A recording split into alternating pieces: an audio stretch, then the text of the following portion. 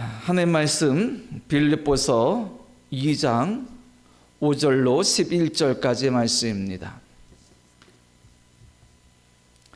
빌립보서 2장 5절로 11절까지 말씀입니다. 봉독합니다. 너희 안에 이 마음을 품으라. 곧 그리스도 예수의 마음이니 그는 근본 하나님의 본체시나 하나님과 동등됨을 취할 것으로 여기지 아니하시고 오히려 자기를 비워 종의 형체를 가지사 사람들과 같이 되셨고 사람의 모양으로 나타나사 자기를 낮추시고 죽기까지 복종하셨으니 그 십자가에 죽으심이라. 이러므로 하나님이 그를 지극히 높여 모든 이름 위에 뛰어난 이름을 주사 하늘에 있는 자들과 땅에 있는 자들과 땅 아래에 있는 자들로 모든 무릎을 예수의 이름에 꿇게 하시고 모든 입으로 예수 그리스도를 주라 시인하여 하늘 아버지께 영광을 돌리게 하셨느니라. 아멘. 자, 빌립보서 안에 참 소중한 말씀들, 능력의 진리의 말씀들이 많지만 우리가 읽은 빌립보서 2장 5절로 11절의 말씀은 빌립보서뿐 아니라 성경 전체에서도 아주 소중한, 중요한, 그리고 진리를 담고 있는 말씀입니다. 우리가 빌립보서를 보면서 앞에서 이 본문에 대한 말씀을 제가 간혹 드린 적이 있는데 이 부분을 우리는 그리스도 창가라고 제목을 붙여서 부르기도 합니다. 그리고 우리가 읽은 것처럼 이 5절로 11절, 그러니까 그리스도 창가에 대한 이 말씀은 예수 그리스도에 대한 어떤 신앙 고백이 담겨져 있습니다. 예수라는 분이 하나님이셨는데, 하나님의 아들이셨는데 이 땅에 오셔서 자신을 내어주심으로 우리를 살리셨다. 하나님께서 그를 높이셨다. 신앙 고백. 우리가 예배를 드리면 사도신경으로 신앙 고백 드리지 않습니까? 그것처럼 초대교회 내에서도 이 그리스도 창가를 함께 고백하면서 신앙을 고백하는 그런 것이 아니었을까. 물론 지금까지도 이 그리스도 창가가 바울의 글이냐 아니면 당시 초대교회 내에서 성도들이 모일 때 함께 고백했던 어떤 신앙 고백문이냐라는 것에 대한 논란은 있습니다. 하지만 이 그리스도 창가를 바울의 글이든지 아니면 바울이 초대교회 성도들이 모일 때마다 고백했던 신앙 고백문을 인용한 것이든지 누구의 작품이라고 그것보다 더 중요한 것은 이 내용이겠지요. 어쨌든 그리스도 창가라고 불리는 이 말씀 속에 우리가 암송해도 참 부족할 만큼 우리의 마음속에 담고 또 담고 우리의 신앙의 표준 삼아도 우리의 신앙 고백을 담아도 부족함이 없는 너무나 믿음이 가득한 은혜 가득한 말씀입니다. 자, 이 말씀은 적어도 한 서너 시간은 수요일날 나누어 보아야 될 것 같은데 오늘은 8절까지 말씀을 좀 보도록 하겠습니다. 먼저 5절에 보면 이렇게 말씀하고 있죠. 너희 안에 이 마음을 품으라. 곧 그리스도 예수의 마음이니. 자, 우리가 이미 본 대로 빌립보서는 바울의 감옥에 있으면서도 감옥 밖에 있는 빌립보 교인들의 믿음과 신앙과 그들의 삶과 열심을 보니까 바울이 너무 기뻤죠. 기쁨의 서신, 그래서 별명입니다. 빌립보서에. 그런데 우리가 지난 시간부터 보니까 그 좋은 일만 있을 것 같은 빌립보 교회에도 문제가 있었습니다.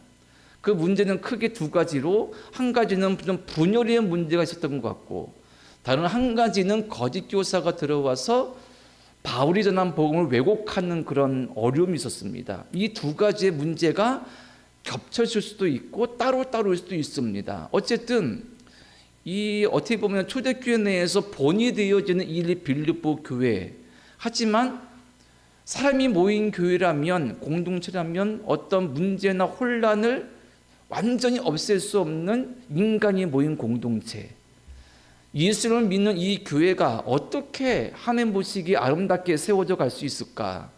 그 답으로 바울이 말하기를 너희 안에 이 마음을 품으라. 곧 그리스도 예수의 마음이니. 그러니까 예수님의 마음을 품어야 성도가, 교회가, 그리고 교회에 속한 가정들이 믿음으로 온전히 세워질 수 있고 또 하나님께 칭찬받고 영광 드릴 수 있는 모습으로 성장할 수 있다고 말하고 있습니다. 자, 그러면 이 예수님의 마음이 무엇일까? 그 내용이 6절 이하에 쭉 나와 있는 것입니다. 자, 그래서 먼저 6절을 보면 그는 근본 하나님의 본체시나 하나님과 동등됨을 취할 것으로 여기지 아니하시고 이렇게 말씀하고 있습니다. 자, 우리가 이 말씀을 즉 그래서 창가를 나눌 때는 조금 자료를 따라서 헬라어 원어를 좀 보는 것이 좋다고 그럽니다. 왜냐하면 이 성경이 헬라어로 기록된 성경이 시간이 지나면서 근대에 와서 영어로 번역되었고, 근데 영어로 번역한 그 단어들은 헬라어의 의미를 충분히 담아내지 못한다는 거예요. 우리의 한글도 우리의 말도 글도 여러 가지 다양한 의미를 담고 있으나 헬라어 원어의 의미와 조금 좀 잘 상통하지 않는 부분들도 있겠죠. 그래서 이 여기에 사용된 헬라어 원어의 단어를 좀 더 살펴보면 초대교회의 바울을 비롯한 성도들이 어떤 신앙 고백을 드리는지 더 잘 알 수 있다는 것입니다.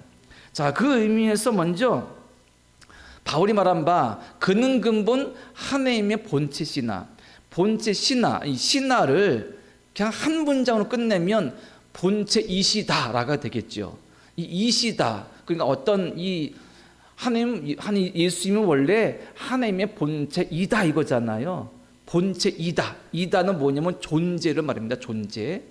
이 원래 이 존재를 표현하는 이다에 사용된 헬라어 단어가 뭐냐면 슈파로켄이라는 말이라는 거예요.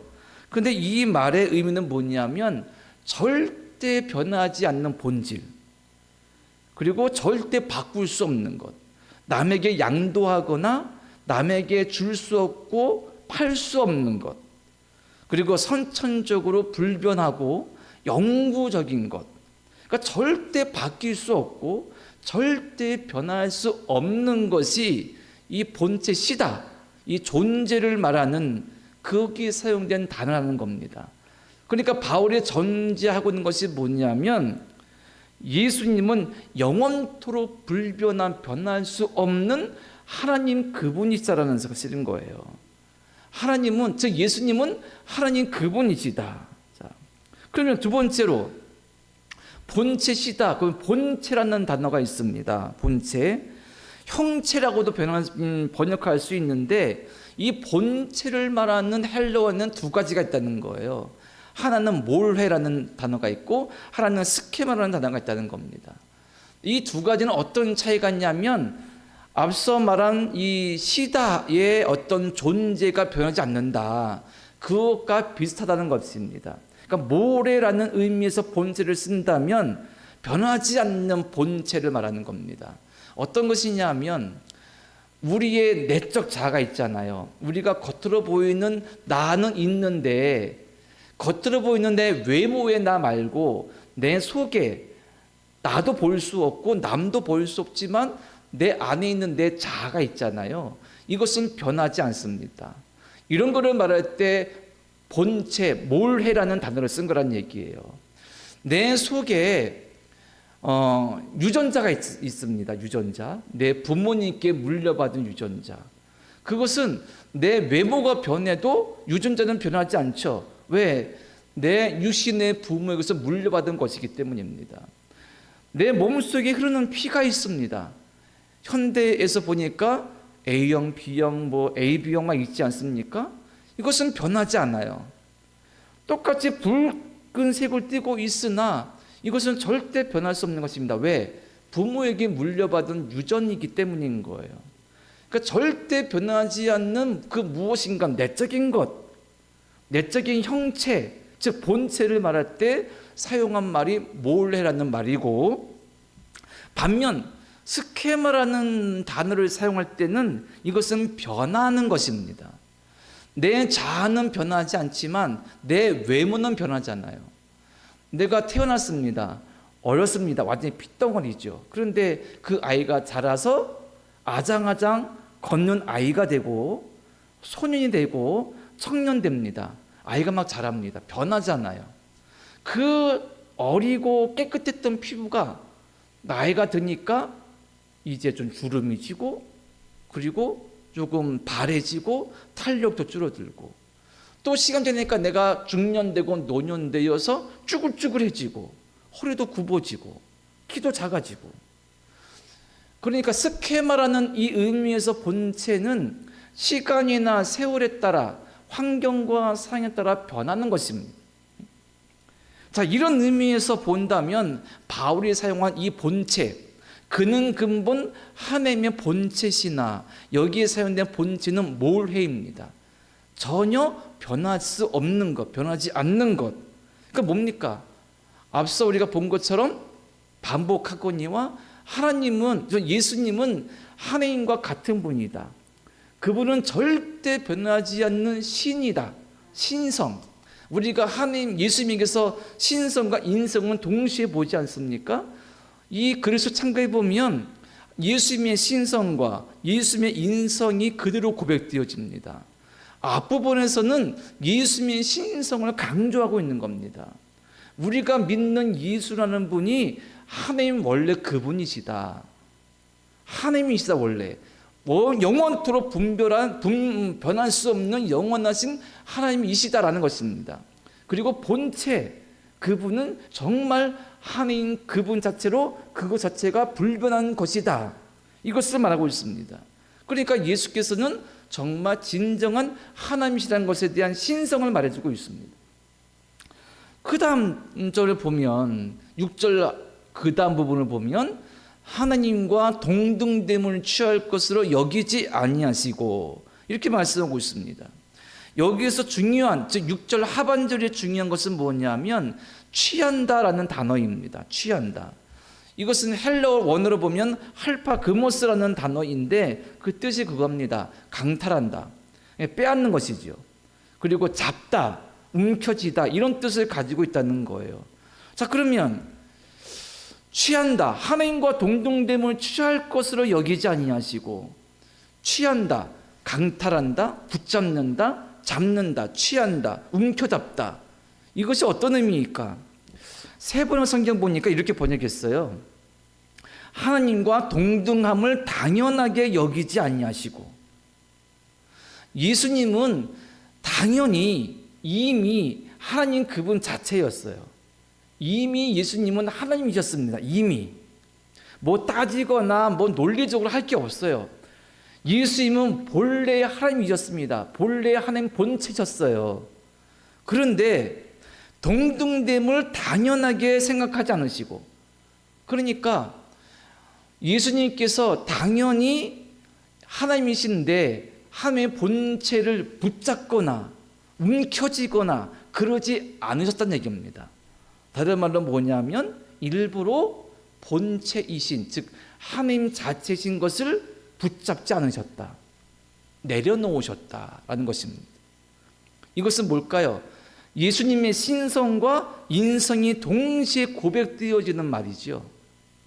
예수님은 본래 하나님과 동등한 분입니다. 이미 동등한 분이에요. 나중에 부활하셔서 승천해서 하나님 우편에 앉으셔서 하나님과 동등하신 분이 아니라 이미 동등하신 분이신데 그 동등함을 놓으신 거랍니다. 붙잡지 않으신 겁니다. 취하지 않으신 것입니다. 당연히 본인의 예수님의 것인데 예수님께서 내려놓으신 거예요. 그럼 여기에서 뭘 볼 수 있느냐? 예수님의 신성과 더불어서 인성도 보면서 뭘 느끼느냐? 예수님의 희생, 순종, 복종, 더 나아간다면 하나님의 사랑.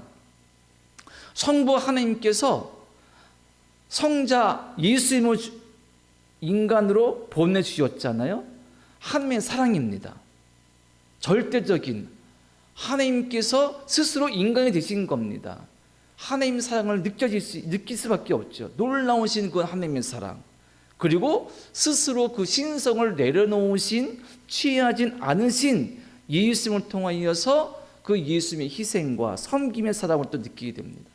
그리고 그분이 진짜 인간이 되셨다, 인성을 느끼게 되는 것이죠. 알게 되는 것입니다. 세상에서 가장 어리석은 것이 뭐냐면 내가 이미 가지고 있는 것을 버리는 것입니다. 내가 이미 쥐고 있는 것을 풀어버리고 놓아버리는 것입니다. 우리가 이 땅을 살다 보면 우리나라도 지금 한참 대통령 선거를 새로 하고 있고, 또 미국엔 또 트럼프 대통령이 돼가지고 여러 가지 혼란이 막 있고 그러지 않습니까? 그런데 왜 사람들이 그 높은 자리에 오르려 할까? 그 높은 자리에 오르려 할까? 트럼프 대통령만 보니까 먼저 4년 동안 대통령을 한 번 했고, 그 다음 재선에 실패했죠. 다시 막 여러 가지 상황 속에서 다시 재선에 성공했습니다. 왜 대통령이 되려고 할까? 보니까 그게 느껴져요. 미국의 대통령 되니까 그 권력이 힘이 어마어마하다는 것이죠. 그런데 사람이 그걸 쉽게 놓을 수 있을까요? 놓기가 쉽지가 않습니다. 어마어마한 힘을 가지고 있거든요.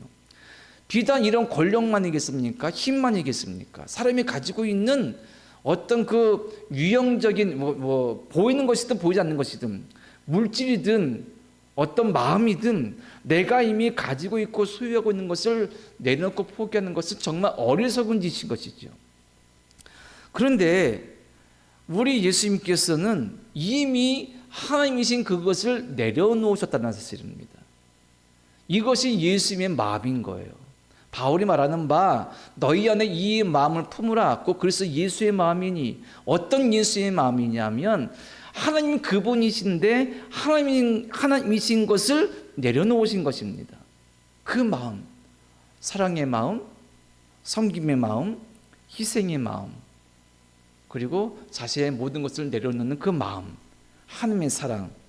이 사랑이 성도들에게 있을 때, 빌립보 교회에 있을 때, 교회 공동체에 있을 때, 교회 공동체가 진정으로 교회가 되고, 그리고 그 성도들이 나아가서 세상에서 진정한 빛과 소금 되어서 예수 그리스도의 복음을 드러낼 수 있다는 사실인 것입니다. 자, 우리가 아는 것처럼 바울은 이 예수의 마음을 직접 고백하면서 실천했던 사람입니다. 그는 자신이 가지고 있는 모든 것을 내려놓는다고 그랬죠. 무엇을 내려놓았느냐? 자기가 정통 유대인으로서 가지고 있는 어떤 그런 특권들, 바리새인의 특권, 율법 전문가의 특권, 그리고 그 유대인 사회에서 초엘리트로 존경받는 그 모든 특권, 바울이 뭐라 말합니까? 그런 모든 것들을 배설물로 여긴다. 만물의 찌꺼기처럼 여긴다. 과연 이 바울이 예수님을 만나지 못했다면 자기가 이미 가지고 있는, 태어날 때부터 가지고 있었던 그것을 포기하거나 내려놓을 수 있었을까요? 아마 그렇지 못했을 것입니다. 그리고 그런 짓은 스스로도 미쳤다고 생각했을 것입니다.